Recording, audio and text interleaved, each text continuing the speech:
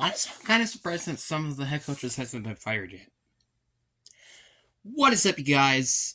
It is, yeah, boy, Brenton Biggers here. And welcome to another video. In today's video, we're going to be doing the 5 head coaches that need to be fired.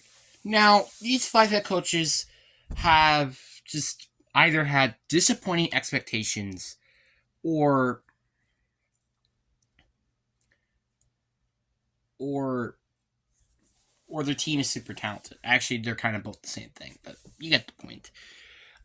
So we've already seen one fire, right? Hasn't it been one? I think it's been one. I don't remember, but you get the point.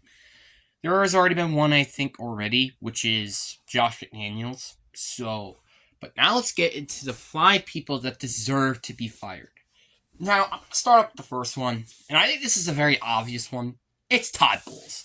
Todd Bowles has, no offense, but he is not a good head coach. Now, obviously, yeah, I think he's been a bit better than a lot of people think, and I honestly agree myself, but ever since they won that one game, which I think was against the Saints, they have lost 4 games in a row.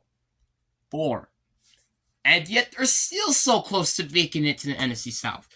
I think it's very ridiculous, the fact that they are still like this close from actually winning the NFC South. Well, taking the lead of the NFC South is impeccable to me, because that's just how bad the NFC South is, but also how bad this team is. Obviously, they're not even close to being where the Panthers are in their division. Oh, absolutely not. And again, that's kind of what we kind of thought of this team, honestly, a little bit. But not me. I thought they were going to be a little bit better than people think.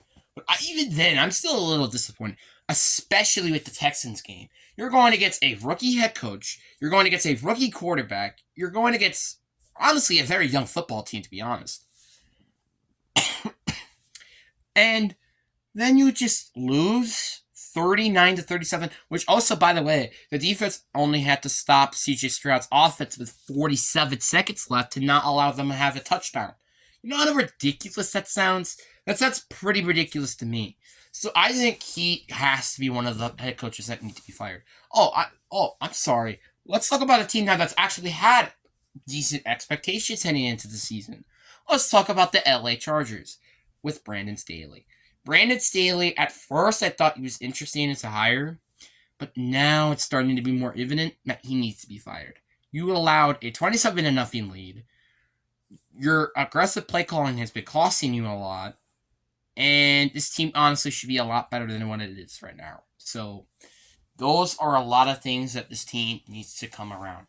This guy is doing just enough to not get fired. He's doing just enough.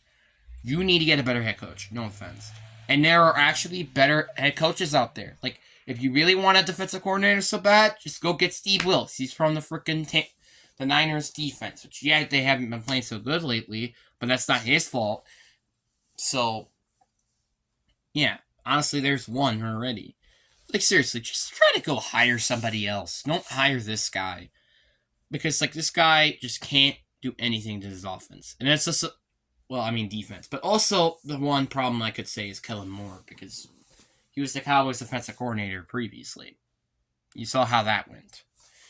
But then we got the number 3 spot, and then this one is another obvious one. It's Ron Rivera. Ron Rivera is easily, in my opinion, one of the most, probably one of the more deserving head coaches to get fired, and honestly should. Yeah, he did. He's made Sam Howell as a decent quarterback, but you also had Taylor Heineke there, and he was decent, and yet you started Carson Wentz, and the fact that he didn't know you guys were going to get eliminated if the Packers won, that is ridiculous. That is actually just straight up ridiculous.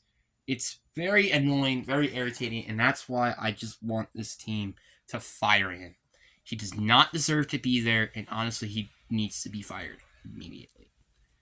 Then you got the 4th spot, and this one is a little bit thorough depth, you could say.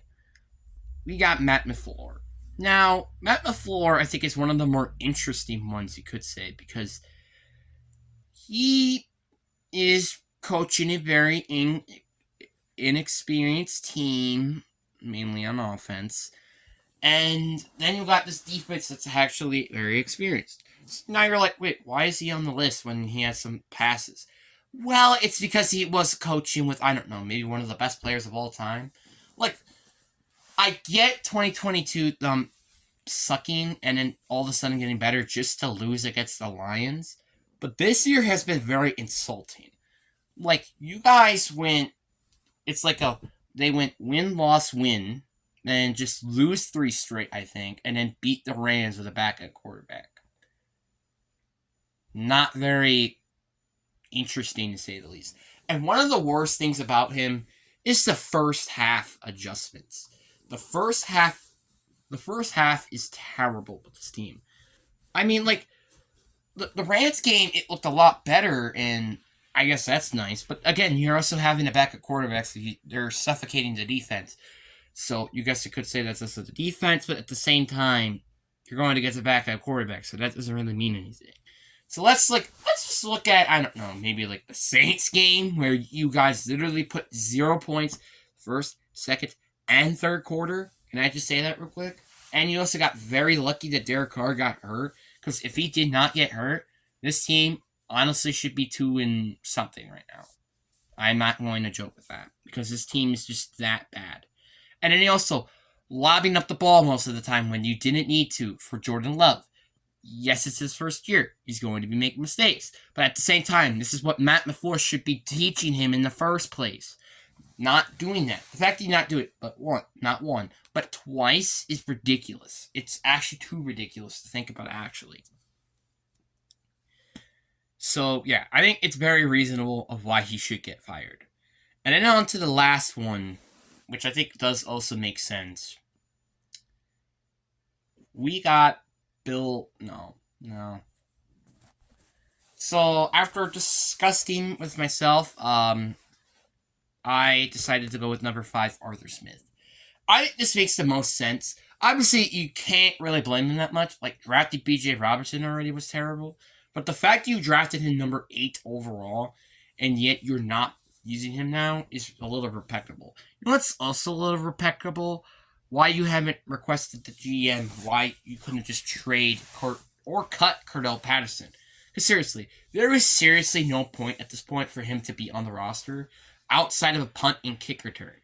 That's it. So the fact you're paying him probably a lot of money, like 4 or 5 years, $1 million, is a little ridiculous and a little redundant for, well, a running back, and especially in his 30s. And then obviously you're barely using Kyle Pitts. Obviously it could also just because he's not that good, which I think is very unlikely. But at the same time, or it's just because he's barely using him, which he isn't. So it makes no sense of why he isn't using him. Makes 0 sense. Obviously their defense being a lot better is nice, but at the same time it doesn't mean anything. So yeah, but anyway, hope you guys enjoyed this video. Yeah, peace.